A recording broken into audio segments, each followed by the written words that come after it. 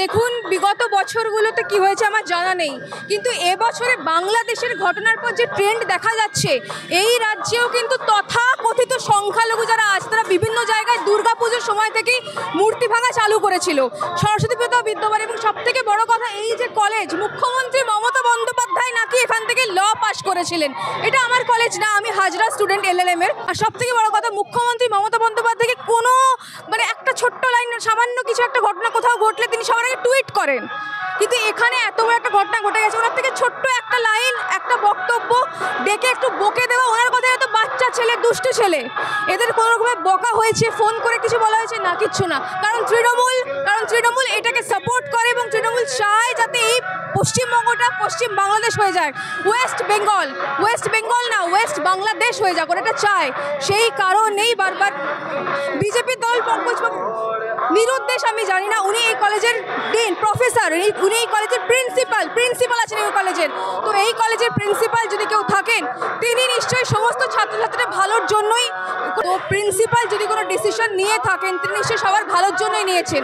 কিন্তু সমস্যা হচ্ছে তাদের, যারা এখানে তৃণমূলের মৌরুষি পাট্টা চালাতে চায়।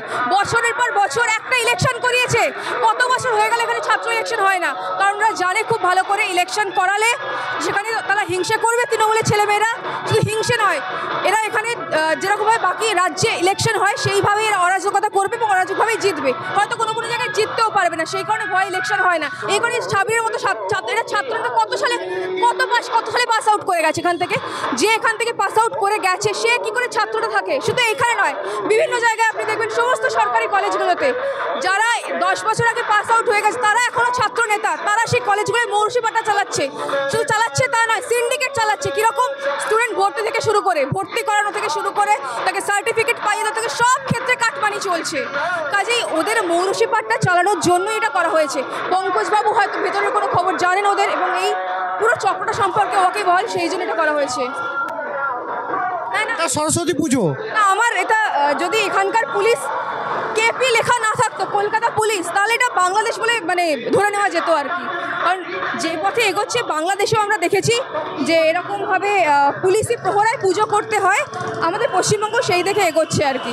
এটা খুবই দুঃখের ব্যাপার যে ছোটো ছোটো বাচ্চা মেয়েগুলোকে আমি দেখছি শাড়ি পরে যাচ্ছে। আমি এই যে বাচ্চা মেয়ে ছবি তুললাম, কিছুদিন পর যদি এরকম চলতে থাকে এই বাচ্চাগুলোকেই তো আমরা পেঙ্গুইনের মতো বোরখা পরে ঘুরতে দেখবো। এর থেকে দুঃখের যন্ত্রণার কি হতে পারে? আজকে এরা দাবি তুলছে শিক্ষাঙ্গনে সরস্বতী পুজো করা যাবে না, কালকে বলবে গান বাজানো যাবে না, গান বাজানোর দুর্গা পুজো করা যাবে না, সেটাই চলছে, সেইভাবেই চলছে। শুধু এখানে নদিয়ায় দেখুন আপনি, সীমান্তবর্তী যে জেলাগুলো রয়েছে প্রত্যেকটা জেলায় পুজো বন্ধ করে দেওয়ার হুমকি চলছে।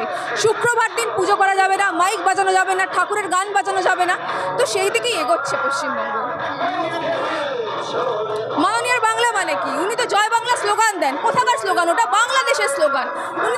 উনি তো বাঙালি, বাঙালি হওয়ার আগে উনি তো মুসলিম তোষণ যেভাবে করছেন,